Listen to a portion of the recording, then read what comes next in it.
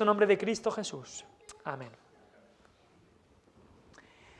En el principio creó Dios los cielos y la tierra. Y en el sexto día, como la cumbre de toda la creación, en ese sexto día Dios creó al ser humano. Varón y hembra los creó.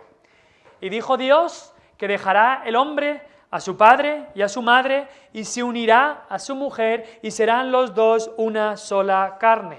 Cristo dijo, entonces ya no son dos, sino una sola carne. Por tanto, lo que Dios juntó, no lo separe el hombre. Así fue instituido el matrimonio, como una unión, un pacto entre un hombre y una mujer para toda la vida.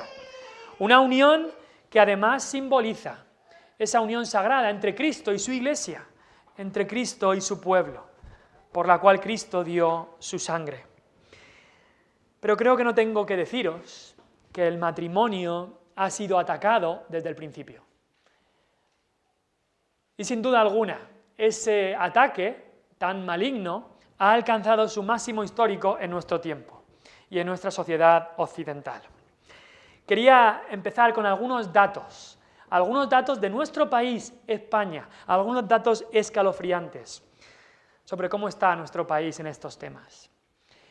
De cada 10 matrimonios que se producen en España, 7 acaban en ruptura. Cada vez la gente se casa menos y más tarde. Somos el antepenúltimo país de toda la Unión Europea con menos bodas. Lo normal ahora es que la gente viva en pareja para probar la convivencia. Por eso, en nuestro país, 4 de cada 10 nacimientos provienen de parejas que no están casadas.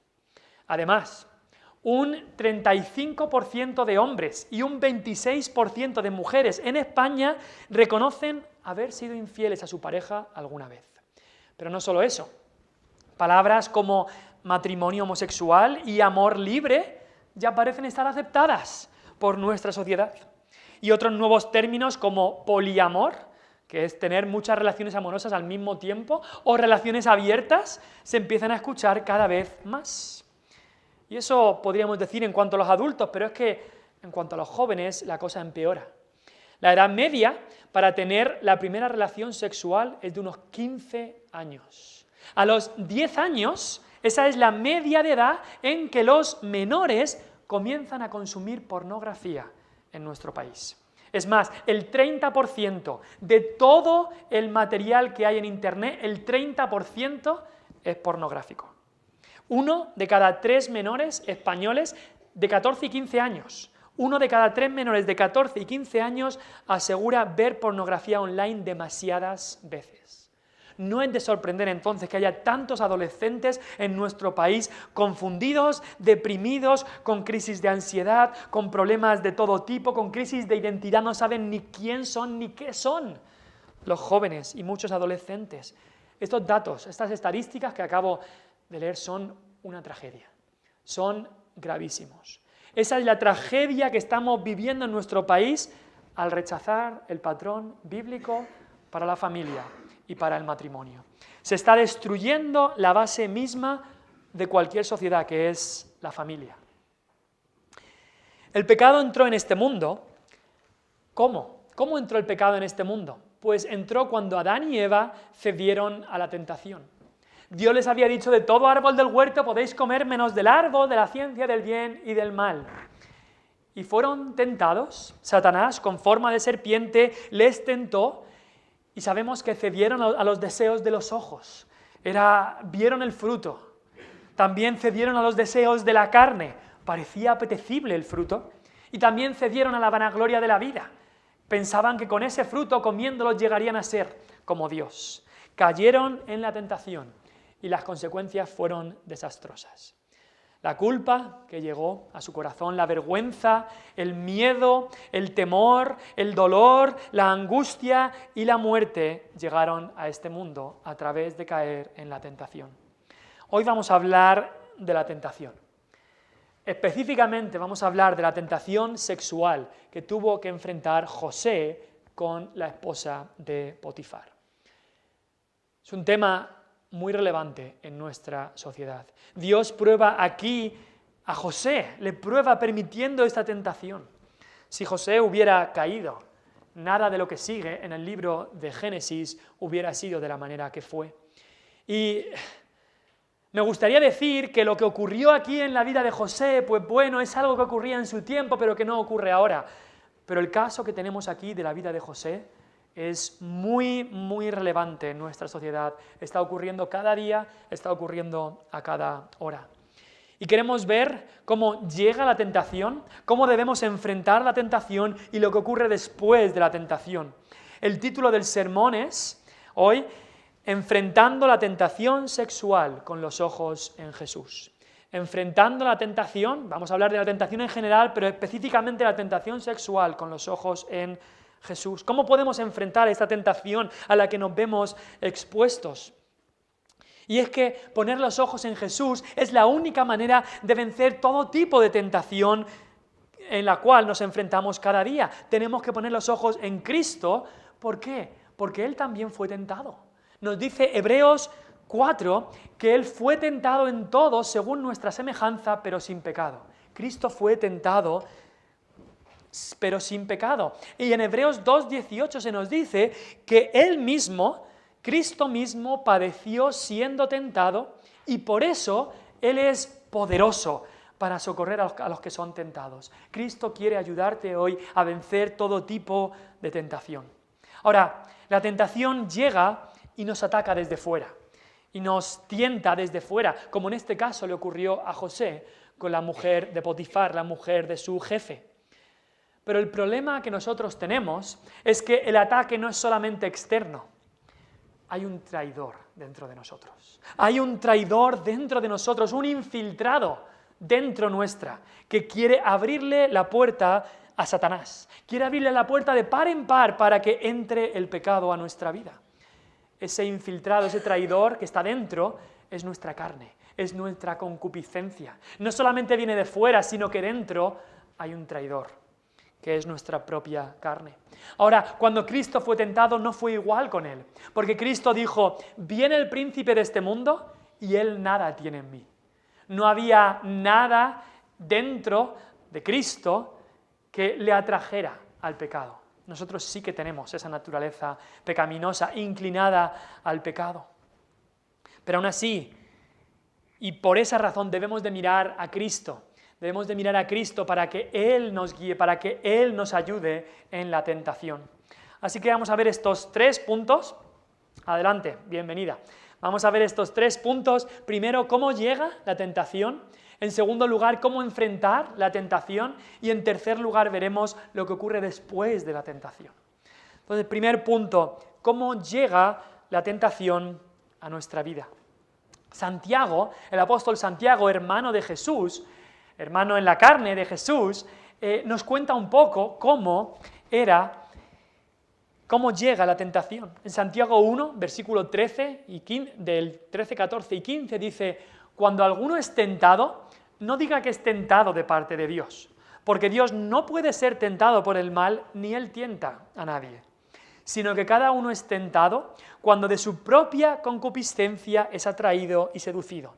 La concupiscencia es ese infiltrado que llevamos dentro, ese traidor que llevamos dentro que está inclinado hacia el pecado, hacia la tentación.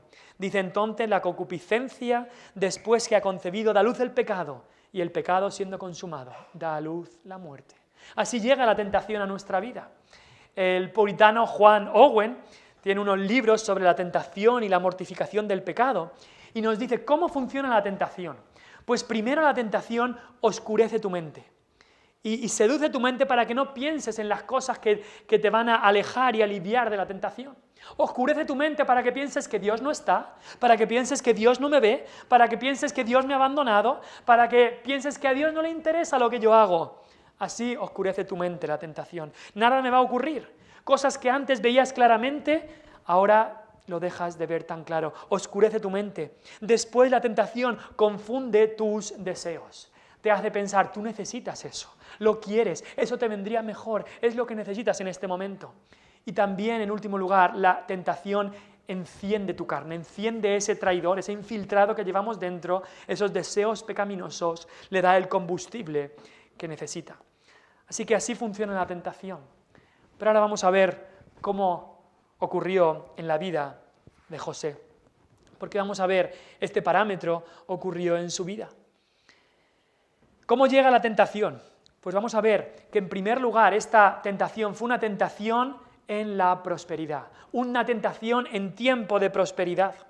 A José le iban las cosas bastante bien. Versículo 2 nos dice: Jehová estaba con José, fue varón próspero. Dios lo prosperó en la casa de Potifar, de su jefe. José allí trabajó y las cosas le iban bien. Muy bien, es más, su jefe dijo: te voy a poner como mayordomo de toda la casa, todo me va muy bien, y cuando lo puso como mayordomo aún prosperó más, todo iba bien. Un hombre de verdad, un hombre honesto, un hombre trabajador, un hombre responsable, y él estaba siendo una luz y sal allí en medio de Egipto. Y Satanás odia cuando los cristianos prosperan, odia cuando la gente comienza a mirar a cristianos y comienza a verlos como un ejemplo de vida. Satanás odia eso, y Satanás cogió y atacó con todas sus fuerzas a José. Cuando hay prosperidad, muchas veces llega la tentación, muchas veces así funciona. Cuando hay prosperidad aparente, eso puede llevarnos al orgullo. Satanás es muy inteligente, dice: sí, que llegue la prosperidad, pero entonces cuando entra la prosperidad, Satanás intenta meter también el orgullo, y sabemos que el orgullo es el primer paso para la caída. Como nos dice Proverbios 16-18, antes de la caída está la altivez de espíritu. La altivez, el pensarse mejor que los demás, mirar a las personas por abajo de ti. Entonces llega la caída. Antes de la caída viene el orgullo y la soberbia. Esta fue una tentación en la prosperidad, pero también fue una tentación que vino a través del atractivo exterior. Mira conmigo el versículo 6, final del versículo. Dice: y era José de hermoso semblante y bella presencia. Es curioso que nos diga esto en el versículo 6, porque en el versículo 7 nos dice: aconteció después de esto que la mujer de su amo puso sus ojos en José. Nos dice que José era de hermoso semblante y de bella presencia. En nuestro lenguaje ahora podríamos decir: era un chaval apuesto, guapo, agradable. Y después de eso nos dice: entonces la mujer de su amo puso sus ojos. No es que antes no lo hubiera visto, pero ahora lo veía de una manera diferente. Ahora lo codició con los ojos. No lo veía simplemente como un esclavo, un siervo o el mayordomo. Ahora lo quería como su pareja. Lo codició, aunque ella estaba casada. Le comenzó a gustar físicamente José. Es lo que Cristo nos avisó ya en el Nuevo Testamento, que si alguno mira a otra persona para codiciarla en su corazón, ya ha adulterado con esa persona en el corazón. Y esta mujer ya estaba adulterando en su corazón con José. Todo esto vino por el atractivo exterior de José. No era su culpa, pero fue así que vino la tentación. ¿Y sabes qué? La belleza física no es siempre una ventaja. Para José no lo fue. Así que cuidado con basar nuestra vida en buscar esa belleza o incluso confiar en la belleza, porque a veces te puede traer problemas, a veces te puede traer personas a tu vida que solo piensan en lo exterior, solo piensan en lo físico. Pastor David Barceló lo ilustraba así diciendo: una joya preciosa atrae a los más expertos joyeros, pero también a los ladrones más rastreros. Una joya preciosa sí atrae a muy buenos joyeros, pero también a los ladrones más rastreros. Así que cuidado, sobre todo las chicas, cuidado con pensar en la belleza exterior y confiar en ella. La mujer de Potifar, una mujer mundana, se fijó en el atractivo exterior y así fue atraída y quería eso para ella. Tenemos que llevar cuidado en qué nos fijamos nosotros. Jóvenes, ¿en qué te estás fijando para un futuro esposo o esposa? ¿Sabes en qué se fija Dios? Dios se fija en el corazón.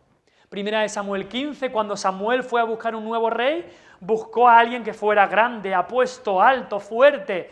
Y Dios le dijo: no, yo no miro lo que miran los hombres. Los hombres miran lo que está delante de sus ojos, pero Jehová mira el corazón. A la mujer virtuosa en Proverbios 31 se le dice: engañosa es la gracia, una gracia que puede tener una persona, y vana es la hermosura. Mucha gente confía en eso, es que tiene una gracia para hablar, para tal, es que es tan guapa, tan bonita. Dice, engañosa es la gracia, van a la hermosura. La mujer que teme al Señor, esa será alabada. El temor del Señor es lo que realmente importa. Esta tentación vino en prosperidad, esta tentación vino a través del atractivo exterior, esta tentación fue una tentación directa. No podía ser más directa. En el versículo 7, la mujer de Potifar habla a José y no se viene con rodeos. Va directo y le dice, duerme conmigo. Eso quería decir, ten relaciones sexuales conmigo. Es lo que estaba diciendo la mujer de Potifar. Ahora, Satanás seguramente traería muchos pensamientos a la mente de José, como viene Satanás a nuestras mentes con muchos pensamientos. Quizá uno de los pensamientos que tentó Satanás a José fue diciendo, bueno José, ya tienes 27 años, aún no has tenido relaciones, qué fracasado, ¿no? Aquí tienes tu oportunidad. Quizá otro pensamiento fue, ella es tu jefa, tienes que hacer lo que dice, ¿no? Si no estás desobedeciendo. O quizá esta es una buena oportunidad para subir en la escala social y que se cumpla tus sueños de ser alguien grande, esos sueños que habías tenido.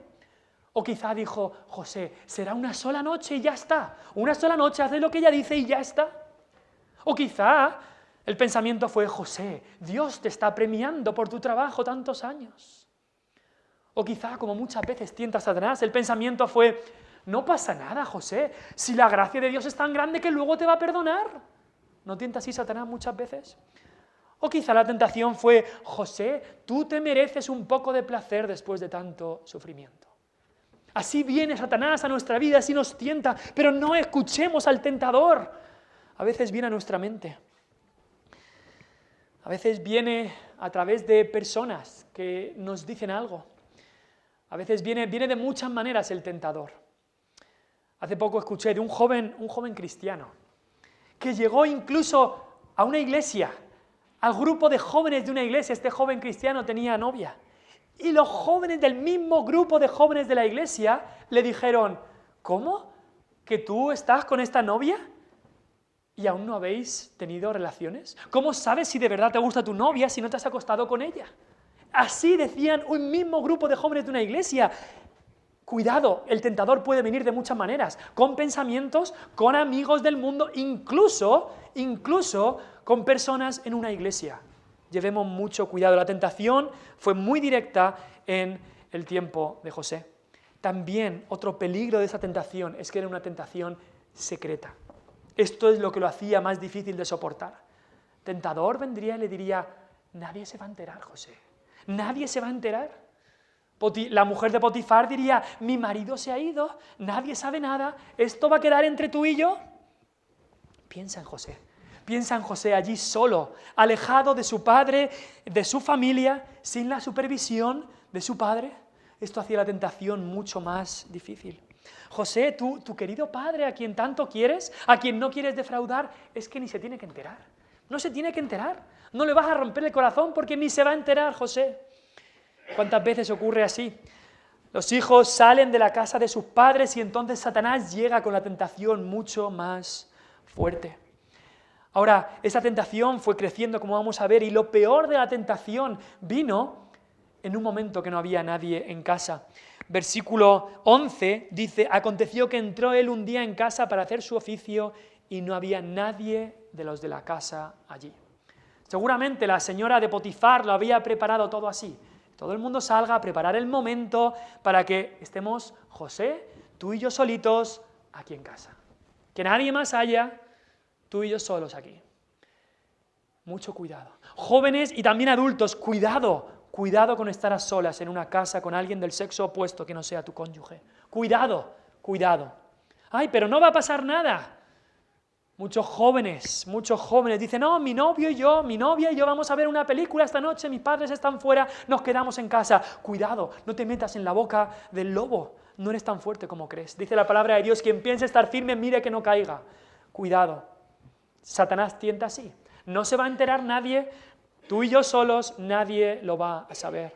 Una tentación secreta, pero también fue, en último lugar, una tentación constante y creciente. Dice, versículo 10, hablando ella a José cada día. No le dejaba ni un solo día tranquilo. Esta mujer estaba obsesionada con José, acosándole cada día. Imagínate qué difícil para José, cada día. Pero la tentación, Satanás es así de pesado. Satanás es así de pesado y muy astuto. También es tan listo que no tienta directamente con la tentación grande, va poco a poco muchas veces en nuestra vida. Va como echando trocitos pequeños de pan, para que tú sigas tomando esos trocitos de pan que te desvían del camino y piensas que no pasa nada mal hasta que te tiene en sus garras. Poco a poco. Empieza muchas veces en los ojos esta tentación, viendo algunas cosas que no debes mirar. Empieza en el pensamiento, teniendo algunos pensamientos que no debes tener. Empieza con una película, con una serie, que empiezas a ver algunas cosas que ocurren ahí, algunas escenas que no deberías estar viendo, y tu corazón se va ablandando poco a poco. Lo que antes pensarías imposible, ahora lo vas viendo como normal. La tentación funciona también de esta manera. Cuanto más inclinación tienes hacia el pecado, menos fuerte tiene que ser la tentación. Y cuanto menos inclinación tengas, más fuerte debe ser la tentación. Con muchos del mundo, Satanás prácticamente no tiene que hacer nada, solo tiene que abrir la jaula y ya ellos se meten solos dentro y ya está. Porque aman el pecado y se deleitan en el pecado, Satanás abre la jaula y se meten dentro. Pero con el cristiano entregado a Cristo, Satanás tiene que trabajar duro, como tuvo que trabajar con José, tiene que trabajar duro para intentar tentarle. Y si pensamos en eso, entonces la tentación de Cristo, el perfecto y el justo, fue la tentación más grande que ningún ser humano nunca haya tenido que soportar. Por eso Él es nuestro ejemplo, porque Él sufrió la tentación más grande que nunca ningún hombre ha soportado. Esta tentación de José también fue grande, por supuesto no como la de Cristo, pero fue grande, porque José no había dado hueco, no había permitido en su vida todas estas cosas, así que la tentación tuvo que ser mucho más grande.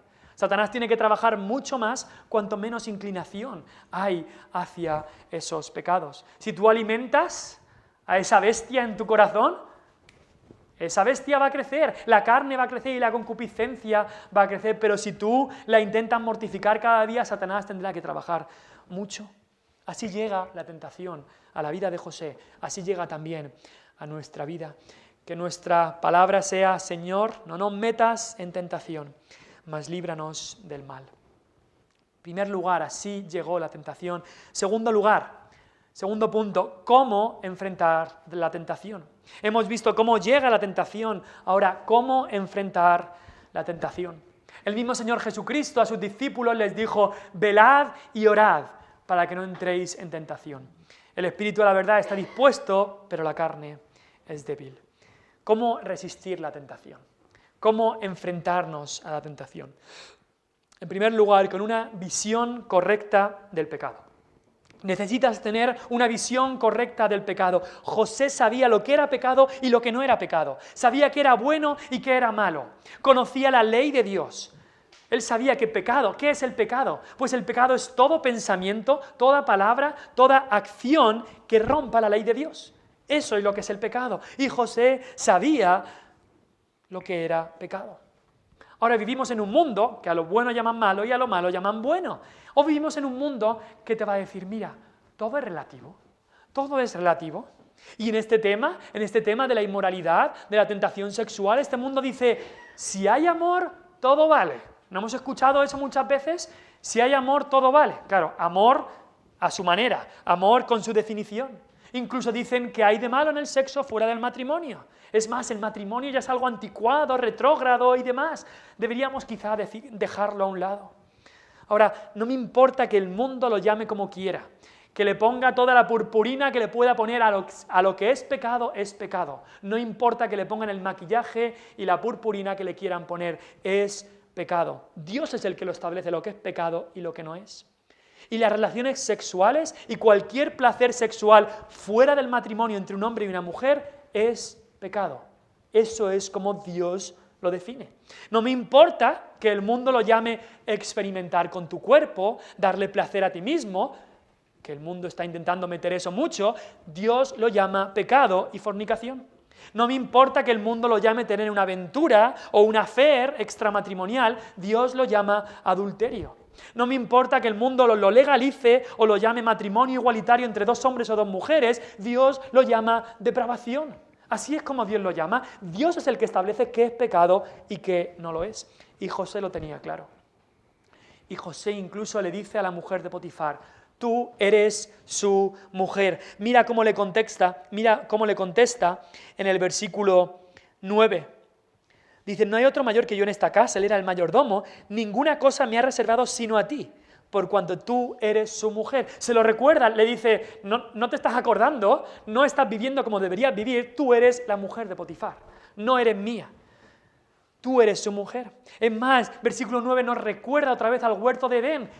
Todo estaba disponible para José menos la mujer de Potifar. Todos los árboles estaban disponibles menos el árbol de la ciencia del bien y del mal. Y José sabía, esto es el pecado, lo otro no era pecado. José podría haber tomado quizá una sierva de la casa y casarse con ella. Y eso no hubiera sido pecado. Pero él sabía que esto era pecado. Esta mujer estaba reservada para su amo. Tenía claro qué era pecado y qué no lo era. No importa que quizá la gente en Egipto hiciera ese tipo de cosas. No importa que quizá José recordara que su familia, sus hermanos, sí eran adúlteros, eran inmorales. Es más, el capítulo 38, hemos saltado ese capítulo, nos habla de la inmoralidad de Judá. No me importa que en Egipto lo hagan, no me importa que mi familia lo hagan, no me importa que quizá la mujer de Potifar, quizá ya habría tenido otros amantes, no me importa, esto es pecado y ya está. Tenía claro que era el pecado. Además, mira lo que dice en el versículo 9, ¿cómo pues haría yo este grande mal? No dice, ¿cómo pues haría yo este mal o este pecado? Sabe que esto es un grande mal. Y sí, hay diferencia entre pecados. La Biblia nos dice que todo pecado es grave, todo pecado es una transgresión contra Dios, pero hay diferencia de pecados. Y José sabía que esto era una gran maldad. Así, de la misma manera, en Proverbios 6, Salomón dice: ¿tomará el hombre fuego en su seno sin que sus vestidos ardan? Esto es algo serio, hablando del adulterio y la fornicación. Mira lo que dice Proverbios 6, 32. Hablando de otros pecados como robar, dice lo malo que es robar, pero luego dice: mas el que comete adulterio es falto de entendimiento, corrompe su alma el que tal hace. Comparando un pecado como robar algo y como adulterar, dice, el adulterio es un paso más allá, es falto de entendimiento el que tal hace. Primera de Corintios 6, 18, el Nuevo Testamento, dice el apóstol Pablo: cualquier otro pecado que el hombre cometa está fuera del cuerpo, mas el que fornica contra su propio cuerpo peca. Este es un pecado serio y grave delante de Dios. Y José lo sabía, tenía una visión correcta del pecado. También, en segundo lugar, José tenía una visión centrada en Dios. Una visión centrada en Cristo, centrada en Dios. José sabía que Dios estaba presente, que este pecado sería contra Dios. Y es curioso porque en esos tiempos los dioses en los que creía la gente eran dioses territoriales. Egipto tenía su dios, los moabitas tendrían su dios, los de Canaán tenían su dios, los de Etiopía tenían su dios, y ese dios solo mandaba en su país. Y es curioso, José está ahora fuera de su país. Está en otro país, con otros dioses falsos que permitían cualquier tipo de cosa. Pero José sigue creyendo en el único Dios verdadero. Y sabe que el único Dios verdadero, no importa que esté en Egipto, en Israel, en Canaán, en Etiopía o en cualquier lugar, el único Dios verdadero está presente. Y este pecado será en contra de Dios. Mira cómo dice versículo 9, ¿cómo pues haría yo este grande mal? Y pecaría contra Dios. Pecaría contra Dios. No perdía la conciencia de vivir en la presencia de Dios. Yo esto que voy a hacer, sí, es en contra de la mujer de Potifar, es en contra de mi amo, pero en primer lugar, esto es en contra de Dios. En primer lugar, todo pecado es en contra de Dios. El rey David se dio cuenta de esto demasiado tarde. En su arrepentimiento, después de pecar con Betsabé, el rey David dijo en el Salmo 51, contra ti, Dios, contra ti solo he pecado. Se dio cuenta de que su pecado sí había sido contra las personas, pero primeramente y grandemente contra Dios. Y eso es lo que hace al pecado pecado. Eso es lo que hace al pecado condenatorio, que es en contra de Dios. Y José vivía con los ojos puestos en Dios constantemente. Sabía que esto era un pecado contra Dios. Y es que esa es la única manera de vencer la tentación. Amigo o amiga, hermano o hermana, joven, adulto, la única manera de vencer la tentación es poner los ojos en Cristo. Pon los ojos en Él. El puritano Juan Owen, que lo he mencionado antes, dice: enfréntate a la tentación replicándole con pensamientos de fe en la cruz de Cristo. Así la hundirás. Si no quieres entrar en ella, no entables discusiones ni debates. Dile a la tentación: Cristo murió por mí, se entregó por pecados como estos, no voy a caer. Coge ese escudo de la fe. ¿De la fe en qué? De la fe en la cruz de Cristo. Ese escudo que ningún dardo de fuego del maligno, de la tentación de Satanás, ningún dardo puede atravesar. Ningún dardo puede con ese escudo de fe en el Cristo crucificado. Y cuando hablamos de la cruz de Cristo, no me refiero a llevar una cruz en el pecho y eso te va a librar de la tentación. No me refiero a santiguarte y eso te va a librar de la tentación. No, me refiero a poner tu fe en el Cristo crucificado. Me refiero a poner tus ojos espirituales en Cristo. Eso es a lo que me refiero, a la fe verdadera en la obra acabada de Cristo en el Calvario. ¿Te está tentando Satanás a la impureza y a la fornicación? En tus pensamientos quizás, en pensar en todas estas cosas, y vienen pensamientos así a tu mente, coge los pensamientos y comienza a pensar en la cruz de Cristo, comienza a pensar en lo que Él hizo por ti allí, comienza a pensar en su sangre derramada, comienza a pensar en sus palabras allí en la cruz, y eso te ayudará a vencer la tentación. Una visión correcta del pecado, una visión centrada en Cristo. Y en último lugar, José tuvo una reacción correcta ante el pecado, una reacción correcta ante el pecado. Tenía esta visión sobre Dios, quién es Dios, y sobre el pecado. ¿Y cuál fue su reacción? Pues en el versículo 8 leemos que dice: y él no quiso. Y él no quiso. Las primeras palabras de José fueron: no quiero, no quiero, niégate a caer en la tentación. José desde el principio se lo dejó bien claro. No le dijo: bueno, señora, tenemos que hablar, a ver, yo tengo unas creencias, tú sabes que bueno, habría que ver cómo... Eso podría haber sido ambiguo. No lo pospuso a decir: bueno, te doy la respuesta otra semana. No, desde el principio dijo: no, yo no hago esto, no haré esto. Y desde el principio, como cristianos, debemos dejar claro las cosas. No le des falsas esperanzas.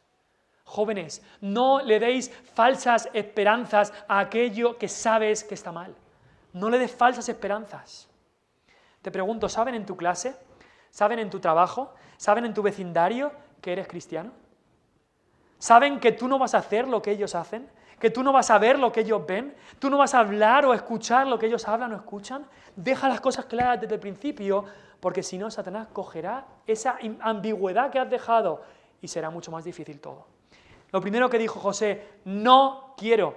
Segundo que dijo José es: no te voy a escuchar. Versículo 10, hablando ella a José cada día y no escuchándola él.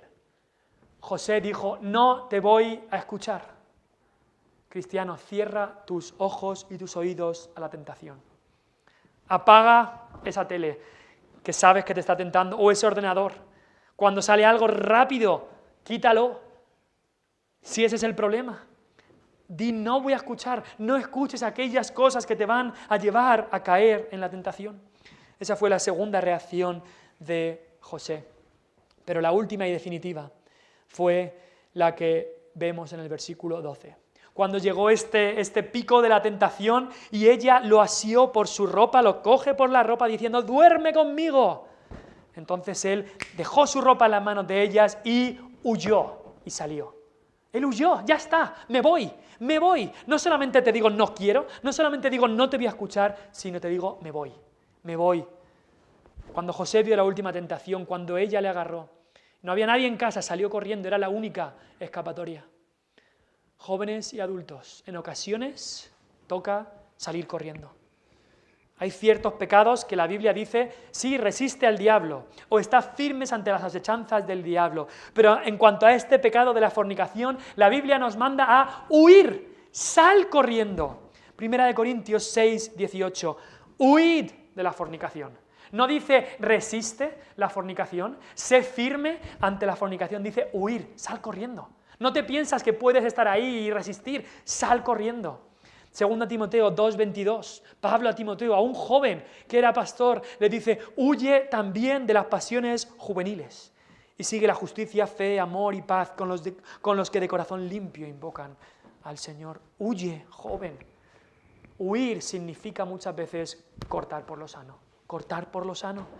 Cristo lo dijo bien claramente, si tu ojo te es ocasión de caer, cógelo y sácalo de ti. Porque mejor te es entrar al cielo con un solo ojo que teniendo dos ojos ser echado en el infierno. Así de serio debemos ser con el pecado, así de radicales. Por supuesto sabemos que no es el ojo físico que nos hace caer, pero quizá hay cosas en tu vida que tengas que arrancar aunque duelan. Quizá es una red social, ahora tan de moda, que te hace caer. Lo que ves ahí, pues quítate la red social. No hace falta para entrar al cielo tener redes sociales. Quizá es la televisión o las películas que no puedes controlarlas. Quizá es el ordenador, cosas que ves ahí. Pregúntate, ¿esto me está haciendo bien o me está haciendo mal? ¿Puedo honrar a Dios con lo que veo o con lo que hago? Quizá es una relación, un noviazgo con un inconverso, o quizás con un creyente que sabes que te está llevando a caer en el pecado sexual. Huye, nos dice Dios, extirpa aquello que sabes que te va a hacer caer y que no puedes controlar. Deberás tomar decisiones drásticas. O matas al pecado, o el pecado te matará a ti. Es así de serio el pecado. Quizá, joven, ha llegado el momento en que pidas ayuda. No puedes controlar algo, pide ayuda a otros más maduros en la fe. Así es como José enfrentó la tentación. Te pregunto, ¿has caído en la tentación? Quizás escuchas todo esto y dices, pues he caído donde José no cayó. He caído en todas estas cosas. ¿Sabes lo que te digo? Que hay perdón para ti. Hay esperanza. De igual manera que la hubo para David, el rey David, cuando él cayó, no como José que resistió y huyó, sino que David cayó en lo más profundo de este pecado. Igual que hubo esperanza para David, hay esperanza para ti si te arrepientes y vienes a Cristo. Hay victoria contra la tentación, no tienes que seguir cayendo una y otra vez. Es verdad que tú no puedes, sí, es verdad, tú no puedes.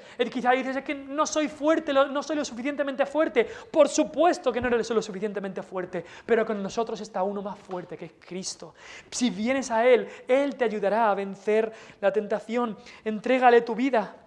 Hemos cantado, tentado no cedas, ceder es pecar, más fácil te será luchando triunfar. Jesús te puede librar de asalto mortal. Y el coro dice, a Jesús pronto acude, en sus brazos tu alma hallará dulce calma, Él te hará vencedor. La palabra de Dios nos dice en 1 Corintios 10:13, que no nos ha sobrevenido ninguna tentación que no sea humana. Pero fiel es Dios, que no os dejará ser tentados más de lo que podáis resistir, sino que dará también juntamente con la tentación la salida para que podáis soportar. Dios va a poner una salida y la salida es acudir a Cristo. Él es fiel y Él dará una salida a esta tentación. José tuvo una visión correcta de Dios, una visión correcta del pecado y una reacción correcta ante este pecado. Dijo, no quiero, no te voy a escuchar y me voy, huyó. Y en último lugar, ¿qué pasa después de la tentación? Hemos visto cómo llega la tentación, cómo llegó a la vida de José, cómo enfrentó José la tentación y en último lugar vamos a ver qué ocurre después de la tentación. Y vemos que en la vida de José hubo represalias por parte del mundo, hubo dificultades, persecuciones por parte del mundo. Mira lo que dice 1 de Pedro 4, del 4 al 5.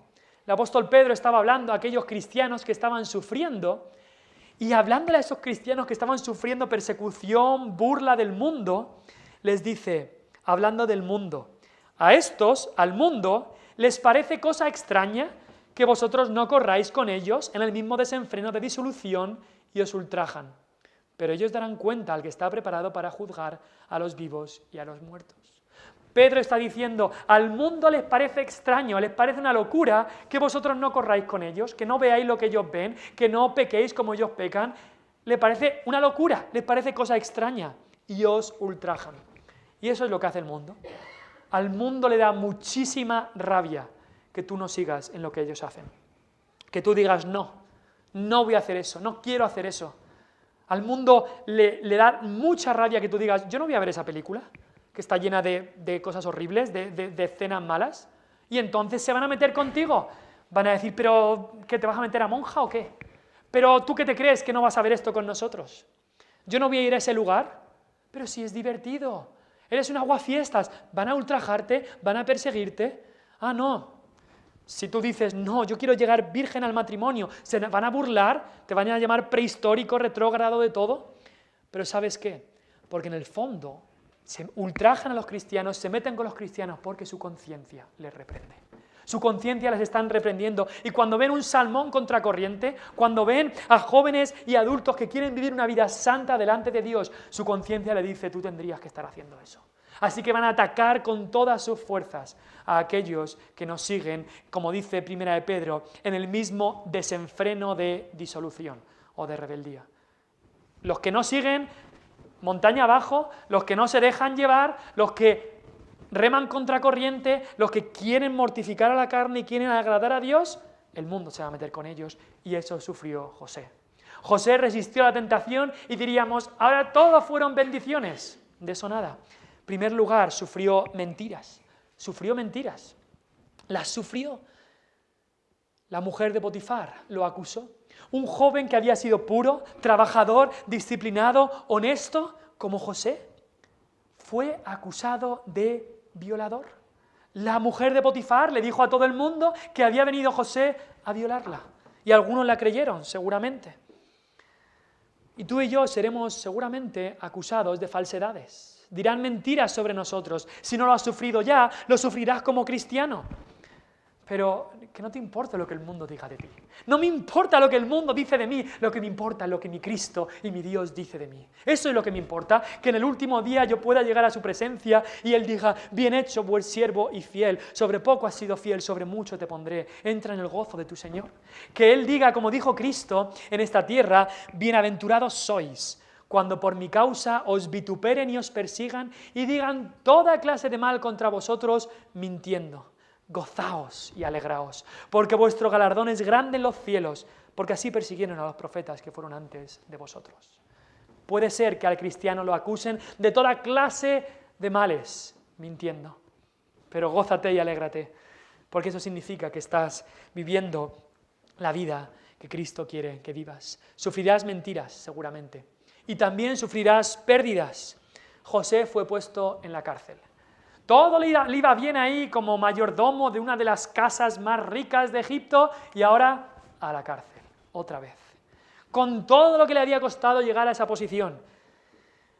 José fue puesto en la cárcel. Cuando Potifar llegó y se enteró de lo que había ocurrido, se enfadó mucho, nos dice que se encendió en ira. Ahora no sabemos si se enfadó mucho con José o se enfadó por la situación. Quizá él se pensaba pues que su mujer le estaba mintiendo, no sabemos. Seguramente su mujer pues ya tenía esa fama, pero lo que le tocaba era encerrar a José. Y piensa en José. José estuvo dispuesto a perder su fama, a perder sus posesiones, a perder su trabajo, a perder su libertad, a perder su túnica, antes que perder su alma. ¿Qué estás dispuesto a perder tú? ¿Vas a entregar tu alma antes que perder las otras cosas? Quizá un día te echen del trabajo por ser fiel a Dios. Quizá un día tu familia te rechace por ser fiel a Dios. Quizás perderás un aumento de sueldo por ser fiel a Dios.